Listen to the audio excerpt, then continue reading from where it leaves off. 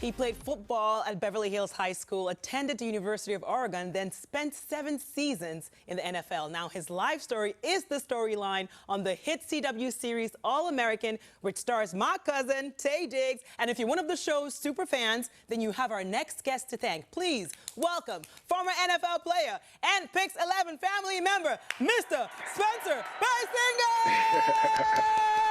Best intro ever. How's my announcer voice? Good? Oh, it's amazing. It's amazing.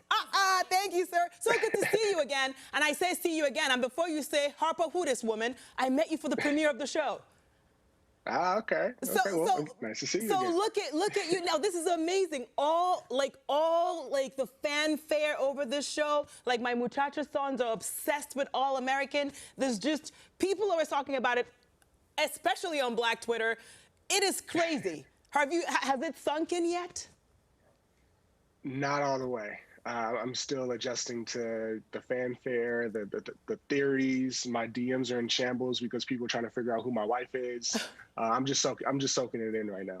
Yeah, because you know it's inspired by your life story. But when we say inspired, people think it is your story. So when some things happen to TV Spencer, they're like, ooh, yeah. Did it really happen to him? Because I remember seeing like a whole bunch of people asking, did the real Spencer really get, I'm not going to say what it is in case people haven't caught up on Netflix, but you know how what made him stop playing at that point, the arm thing? So people are like, did he really blah, blah, blah in real life? But we know the deal. So tell us how you decide which parts of the story to go from real life and what to, you know, embellish on. Yeah, I'd say it's a tremendous trust process, you know, with our showrunner, Nkechi Okoro. You know, I talk to her a lot and the writers' room a lot and just give them a trove of stories from my past that I trust for them to go and take and mold into the stories that you guys see on TV. So, you know, initially, you know, 3 years ago when they were taking those stories and changing them, I was like, wait, that's not exactly how it happened. But it's just all part of having that creative license to make a compelling show. So it just comes down to trust and really like Nke is the one that builds these stories out and she's amazing at it. Yeah, and it's trust because they trust your talent too because you are on the show. I know some people have realized that you are assistant coach on the show. So how is that for you? We're going to see you like being the next Bond now that you're now getting to acting and stuff. What's funny, you could be Bond, James Bond. Try saying it though, just in case the talent agents are watching.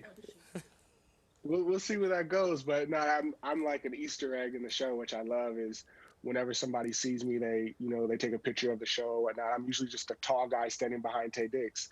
So I have fun with it. I've had a couple lines over the past 2 seasons, but who knows? I'm not necessarily getting into acting, but now's the year of yes for me. So year of yes, but you're getting in front of the camera even more because you're co-hosting the special All-American Stories also here in PIX11. We're going to take a look and then you fill us in. When I was 15 years old, when the boys were like talking about there's something called Olympics.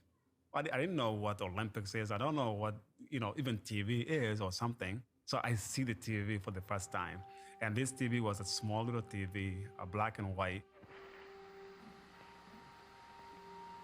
And I was just seeing this like, wow, there's people, there's a world out there. Oh my goodness.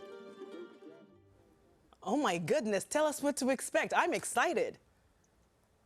Yeah, it's stories just like that. Who you guys just saw is a guy named Lopez Lamong, and he's somebody that was actually kidnapped in the Sudan to try to be a child soldier.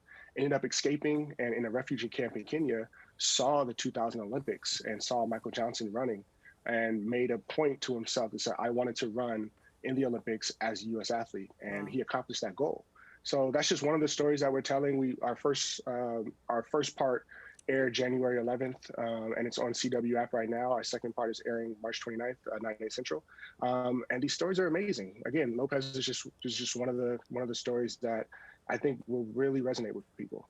Oh, yeah, because you have a thing with stories that resonate, because yours resonates with people, too, although it's, like, not completely your story, but it is an inspirational story, because many of us got to know you as a football player. And the last time I spoke to you, I was telling you how I know nothing about football, so I learned a few words for you. So I learned punt. Yes. Sack. Yes. Oh, wait. Sideline. Yeah. Oh, wait. Yeah. There's another one. And I know you were a linebacker. There's a lot more. Right, but then this is the start, because I know nothing about anything, but now I'm getting better and I know the scores and everything. So next time I see you, I'll know more stuff, because I know, yeah. How much do you get for a touchdown? A touchdown, 6 points. And for the extra kick? There you go. 1. Nice. Excellent. And which one is 3? Ooh! Oh yeah, you're impressed. I'm so excited. I know. I'm going to learn more, and I'm probably inspired by you to do a story about my life. I'll call it All Nigerian. Don't sue me. Yes. I won't. No one wants to hear that. No one wants to hear that. Got it. But we'll always want to hear stories from you. You are truly an inspiration. Thank you so much. The special All American Stories airs right here on PIX11 this Monday night at 9 o'clock. There you go. I'm impressed with your football knowledge, Oj. I know, but you know where I learned punt recently? What? I was watching America Says on Game Show Network, and one of the guys was a former football player, and he's like, he said punt, whatever. I was like, oh, he said something about punting. I was like, okay. How much for a touchback?